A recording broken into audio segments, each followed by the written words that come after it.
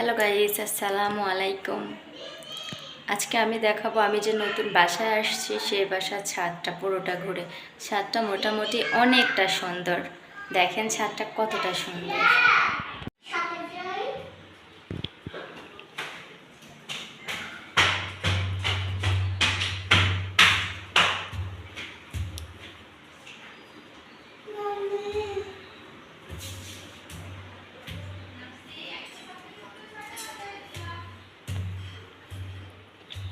কি করছো তুমি এখানে দাঁড়াই থেকে? আসো ছাদে, আসো আসো, দোলনা খাবা, আসো আসো আসো। দেখেন ছাদে উঠতে এসে আসলে ছাদে ভাবে আসা হয় না। আর যে বৃষ্টি, এই বৃষ্টির মধ্যে ছাদে কিভাবে আসবো বলেন? ছাদে তালা মেরে রাখা হয় সব সময়, চাবি সবার কাছে থাকে, যার যখন দরকার সে যখন খুলেও ঢুকবে।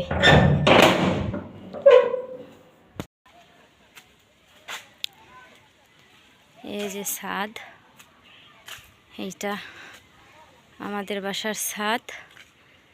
ছাদের সিস্টেমটা এরকম যে আন্টিরা দুই ভাই, তো এই ছাদ থেকে আন্টিদের আরেকটা ছাদ, ওই ছাদে যাওয়ার রাস্তায় যে এটা এবার দিয়ে এই ছাদ থেকে ওই ছাদে আর কি যাওয়ার রাস্তা। আন্টি আবার ফুলের গাছ লাগাইছে ছাদে। ঠিক আছে, ফুল ধরছে মাশাআল্লাহ, অনেক ফুল ধরছে।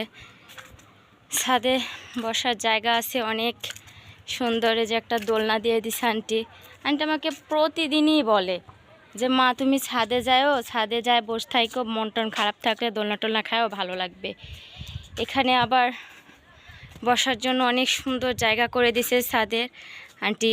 চাটা কফি টফি খাওয়া হয়। সেদিনকে অবশ্যই এসে আমরা সবাই মিলে এখানে অনেক এনজয় করছি, অনেক মজা করছি। ঠিক আছে, আমার আম্মু আসছিল, তো সবাই মিলে এখানে আর কি ছিলাম, ভালোই লাগতেছিল। তো ছাদটা অনেকটা সুন্দর দেখা যাচ্ছে পুরো ছাদটায়, মাশাআল্লাহ অনেক অনেক অনেক সুন্দর পুরো ছাদটা। এখানে ক্যারাম বোর্ড আছে, চাইলে ক্যারামও খেলা যাইতে পারে। এই যে সব থেকে আমার ভালো লাগছে এই জিনিসটা যে এখানে বসা টসা হয় আর কি, এই জায়গাটা আমার খুব ভালো লাগছে।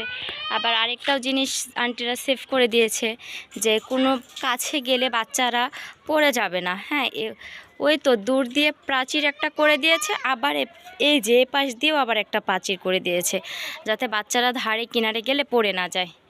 জায়গাটা অনেক সুন্দর, বসার জন্য অনেক জায়গা করে দিছে অনেক।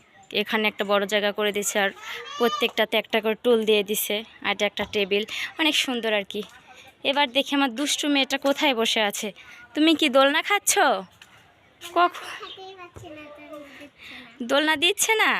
মাম্মির দোলনা দিয়ে দেবো তোমাকে, মাম্মির দোলনা দিয়ে দেব। ওকে, এই তো দোলনা খাই, পড়ে যাও না। হ্যাঁ মাম্মি, জোরে দিতে হবে। তোমার এখানে ভালো লাগতেছে? হ্যাঁ, পা ঝুলাই দিয়ে বসো, এইভাবে কেউ বসে? উরি বাবালে বাবা, ইস উনি বাবা নি বাবা। সবাইকে বলো তো দোলনা খাইতে তোমার কেমন লাগতেছে? অনেক ভালো লাগছে। তো দেখলেন আমাদের বাসার ছাদটা মোটামুটি অনেক সুন্দর, তাই না? আছে মোটামুটি। তো আজকে কেন জানি একটু রোদ রোদ বের হয়েছে, তাই বিকেলবেলা ঘুম থেকে উঠলাম, উঠে মামি আজকে ছাদে চলে আসলাম, বললাম তো চলো আজকে একটু ছাদে যাই, ছাদে গেলে হয়তো ভালো লাগবে। তো মামি ছাদে এসে যে বসে রয়েছি দোলনার উপরে, আর ভাবলাম যে এই সুযোগে আমার নতুন বাসাটা তো আপনাদেরকে দেখানো হয়েছে, বাসার ছাদটা তো দেখানো হয়নি, তাই এই সুযোগে বাসার ছাদটাও আমি আপনাদেরকে দেখাই দিলাম। এখন একটু এখানে সময় টময় কাটাই, নিচে যাব। আমার মেয়ে আজকে নতুন একটা নাস্তা খেতে চেয়েছে আমার কাছ থেকে, তাকে ওইটা বানাই দিব। ঠিক আছে, আমি বলছিলাম আমার মেয়ে নাস্তা খেতে চাইছে, তো আমার মেয়ে আজকে পাউরুটি দিয়ে ডিম দিয়ে ভেজে খাবে। ঠিক আছে, তো আসলে মেয়ের না, আমার মেয়ের বাবা মায়েরও কাম, শুধু তো মেয়ে একা একা খাবে না, তার সঙ্গে আমরাও খাবো। যাই হোক, সন্ধ্যার সময় প্রতিদিন কিছু না কিছু না করলে, না খাইলে ভালো লাগে না, কেন জানি ফাঁকা ফাঁকা লাগে। বিশেষ করে চা নয়তো কফি, এই দুইটা আসলে প্রতিদিন যদি মানে কোনো নাস্তা পানি নাও করি, তারপরেও চা নয়তো কফি 1 কাপ হলেই দেখা যাচ্ছে আমার জন্য যথেষ্ট এবং অনেক হয়ে যায়। আমার মেয়ের এই খাবারটা মানে খেতে চাইতো না আগে, কেন জানি না হঠাৎ করে বলতেছে মাম্মি আমাকে টোস্ট করে দাও। তো ঠিক আছে দে, আর কি করার, বাসায় যেহেতু সব কিছু আছে সেহেতু তো করে দিতে অলসতা করলে হবে না, তাই না? আর আমার মেয়েটা সবাই জানেন যে আমার মেয়েটার মুখে বিস্ফোরা বের হয়েছে, সে নর্মালি কোনো খাবারই খেতে চাচ্ছে না, সে মালটা একটু খাচ্ছে অল্প একটু, ভাতটা তো একেবারেই খাচ্ছে না। আর আমাকে প্রচণ্ড পেন দিচ্ছে, প্রচণ্ড জ্বালাতন করতেছে। তো ভাবলাম যে ও যেটা খেতে চাচ্ছে সেটা খাইলে যদি ওর একটু পেটটা ভরে তাও তো হয়, তাই না? সবাই আমার মেয়েটার জন্য একটু দোয়া করবেন। হ্যাঁ, আমার মেয়েটা আসলে ফোড়া বেরোয়, ফোড়া পাকতেছে না, কিন্তু পাকার আগে সে হাত দিয়ে টিপে টিপে সব কিছু একেবারে ধ্বংস করে ফেলতেছে, এমন এক অবস্থা।